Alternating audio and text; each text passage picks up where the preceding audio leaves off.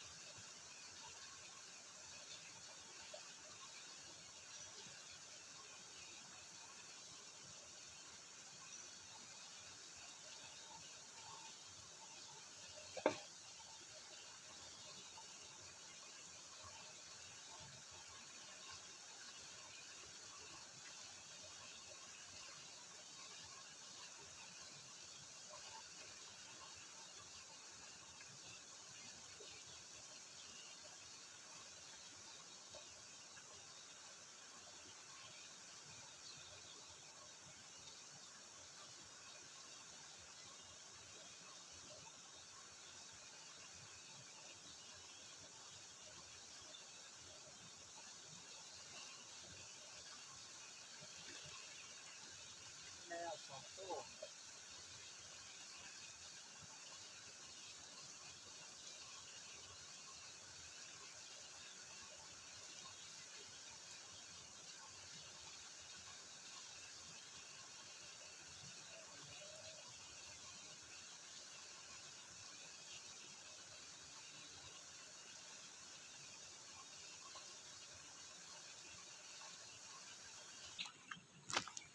กดปากกันเนาะ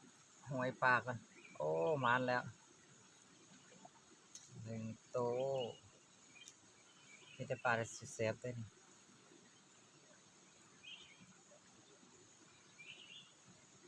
ใส่หมองน้ำห้วยกันในนี้แล้วมันจะเป็นใส่หยาวเนาะมองสั้นๆก็ใส่ได้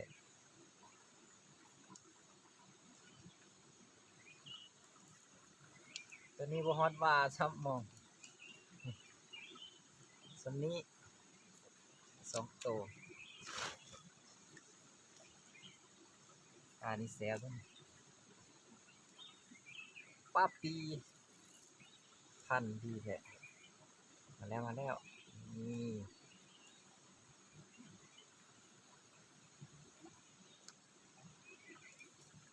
ยัดใส่ในห้วย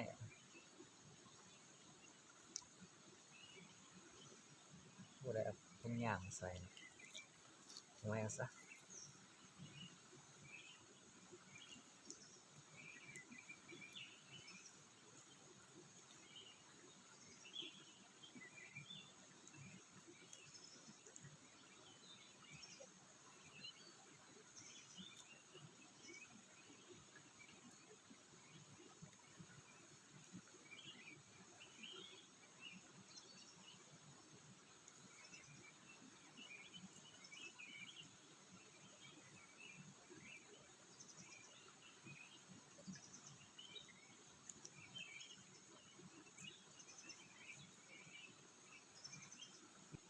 มาแล้วเนาะ3 ตัว2ด่างได้3 ตัวเอาไปยามอีกโอ้ปลาตายหลายมานี่สงสัยตัวนากินแล้วนี่นากัดอยู่มองอะไรนี่หัวบ่มีแล้วอันนี้ห้อยทึกมองเนาะโอ้นากินนาจิกมองหมดแล้วเนาะใส่อยู่ว่างหันสงสัยนาคือสิจิกกินแหละหัวมันเบิดละโอ้บ่เหลือแล้วใส่อยู่ว่างหันเนาะพยายามเบิ่งสิเหลืออยู่บ่ยานแต่มองก็สิบ่เหลือแหละนี่เนาะมองใส่มอง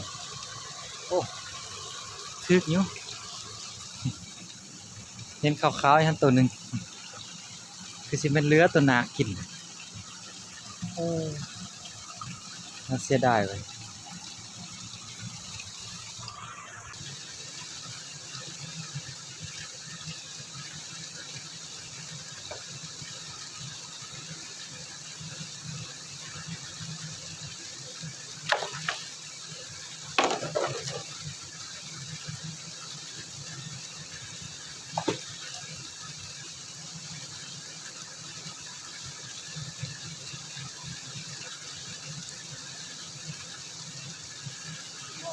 นาจีเลยนะ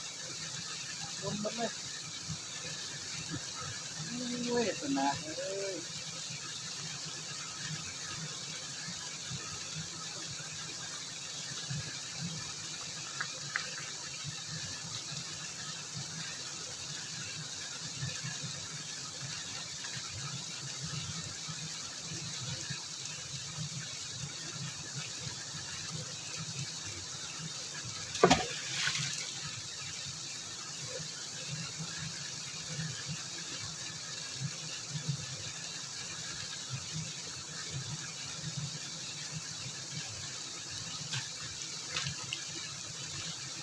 ได้ปลาตัวเดียวโอ้เสียดายตัวนาจีกมองเบิดโอ้นี่ระโบของแท้นี่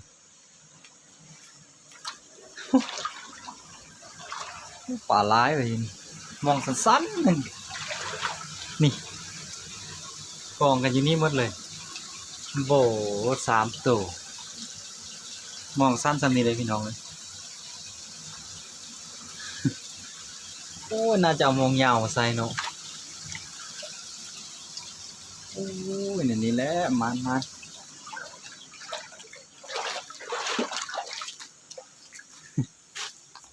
นี่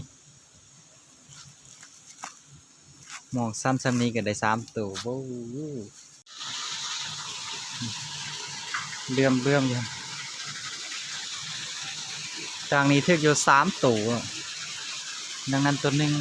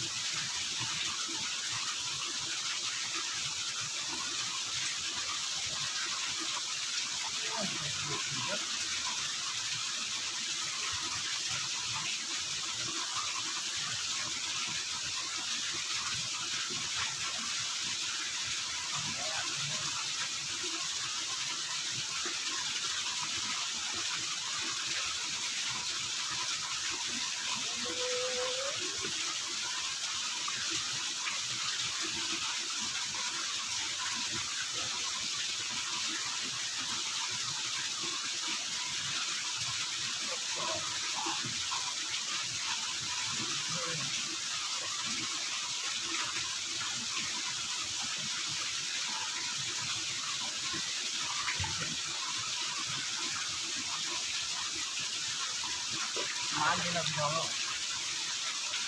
4 ตัวตัวงามเลย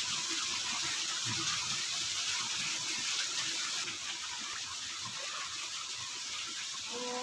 ยสลากกินหัวหมดพี่น้องเลย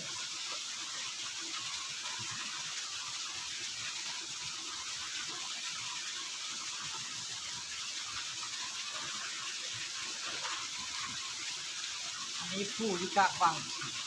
นักกัดหัวละ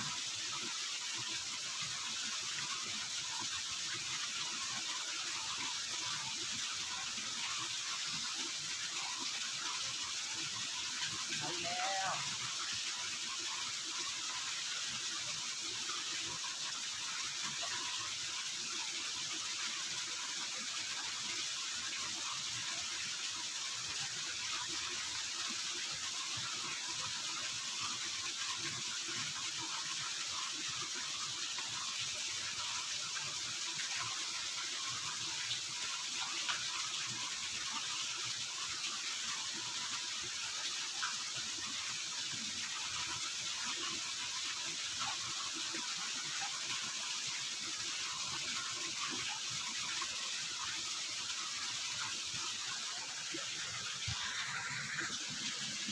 โอ้มองนี้ได้ร้ายเลย1 ตัว2 ตัว3 4 5ได้5 ตัวเนาะตัวนี้มันนากินละหัวบ่มีละโอ้ยหนักเลยยังเหลือวังสุดท้ายเบิ่งนำกันเนาะพี่น้องเนาะสิได้อยู่บ่ขอตังกองก่อนเนาะบ่แม่นตัวนักกินคือเก่าแล้วบ่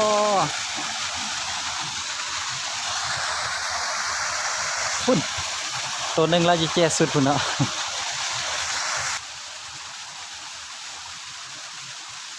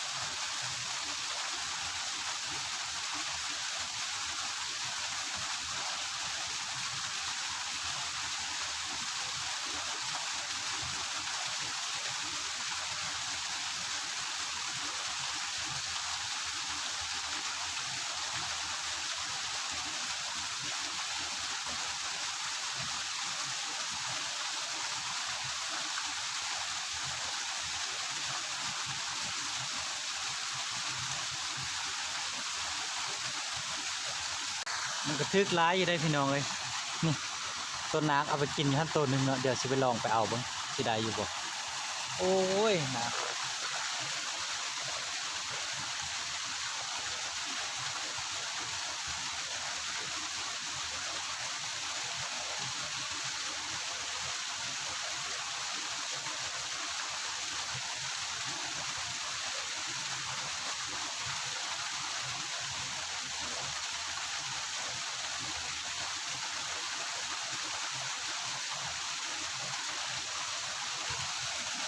นี่เนาะปลาที่ไปเอาบางทีงบผมมีแล้วต้นนักกินละตอนนี้ก็ยามมองไปเบิดแล้วเนาะสิมาปลดปลามัน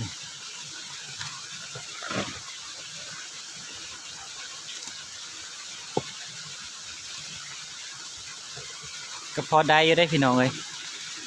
เสียดายแต่ว่าตัวอันนักกินหัวมันเบิดเลยโอ้คันนักบ่กินให้เฮานี่คือสิได้หลายแหละตัวได้งามๆนี่หัวบ่มีแล้วโอ้ยตัวนักเลยสร้างเห็ดแท้กินแต่หัวเนาะนัก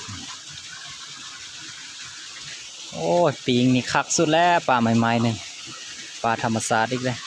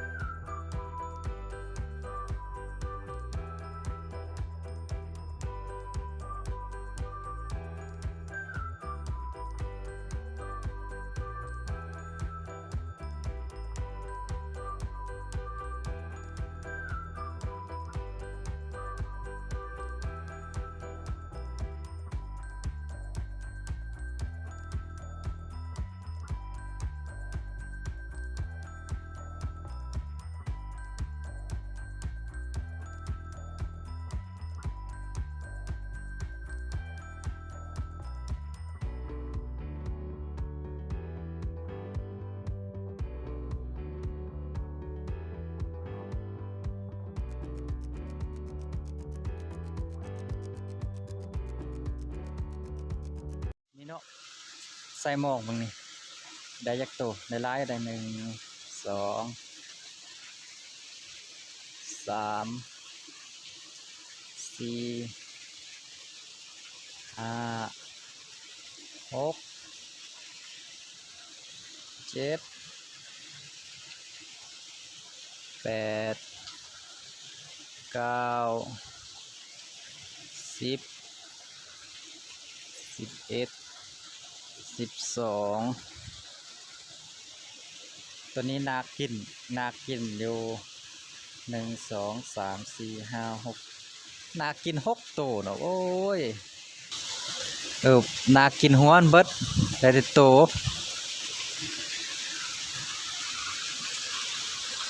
2 3 4